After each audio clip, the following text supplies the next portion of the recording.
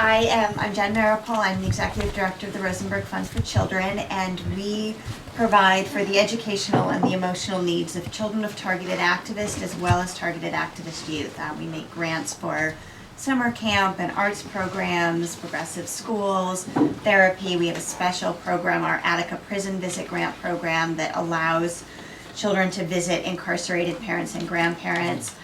Partially that was funded through generous donations from some of the attorneys who won settlements for the victims of the Attica prison riots. And so that was renamed in their client's honor. And really, my dad founded this organization in 1990. He likes to call it his constructive revenge, his way of taking the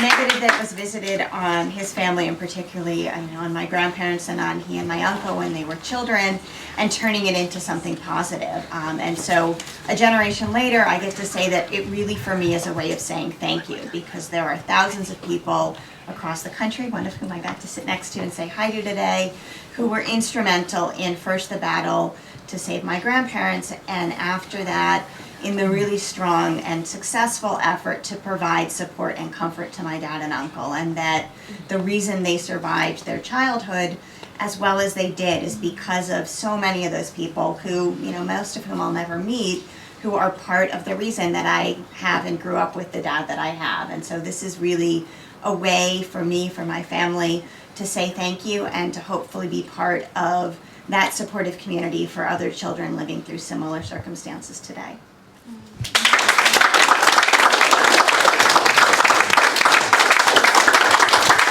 My connection, well, I was involved politically, radically, and certainly I grew up in the same area that Ethel Rosenberg lived in.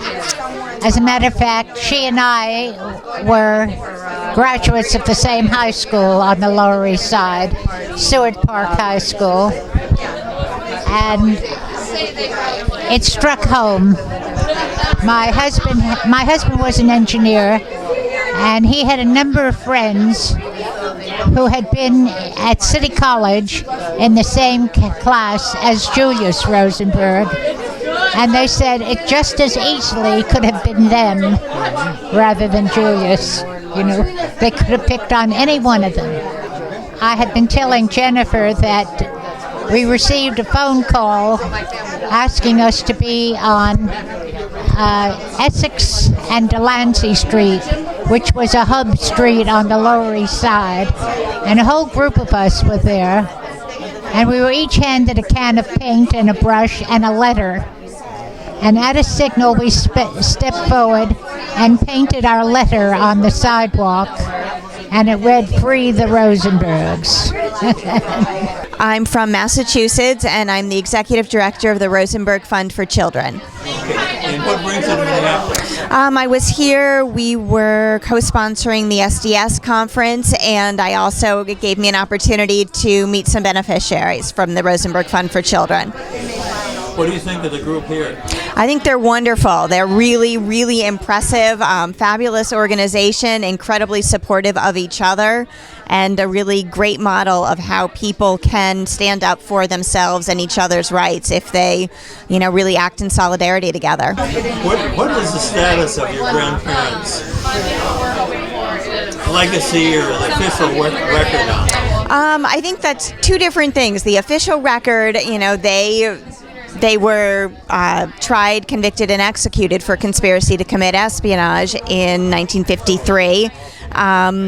In terms of legacy, I think, in some ways the Rosenberg Fund for Children certainly is my dad's and now my attempt to really make their legacy about supporting children of targeted activists and providing, necessary support for parents who are active and face repression because of that, to not have to choose between their activism and their kids. And so what we strive to do is provide that supportive community for children whose parents are targeted because of their efforts to make the world a better place for all of us. And so that's really what we're about, and hopefully that's a legacy that my grandparents would appreciate. There's some weakening of the case itself, hasn't there, in retrospect? There has. I mean, there was a reopening effort in the 1970s where my dad and uncle, under the Freedom of Information Act, filed suit to release papers. There's, a lot of revelations in the years since then about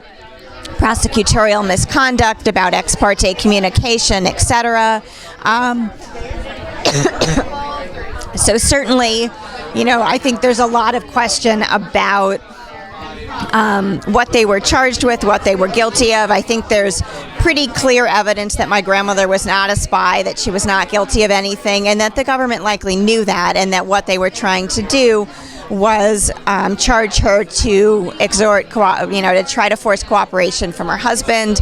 Neither one of them stole the secret of the atomic bomb and gave it to the Soviet Union, and certainly, so that I think that is part of the legacy as well, of the kind of over-prosecution and the real willingness, excuse me, sorry, I'm losing my voice, it's the end of a long day, of the government to, to execute people for something they knew they weren't guilty of.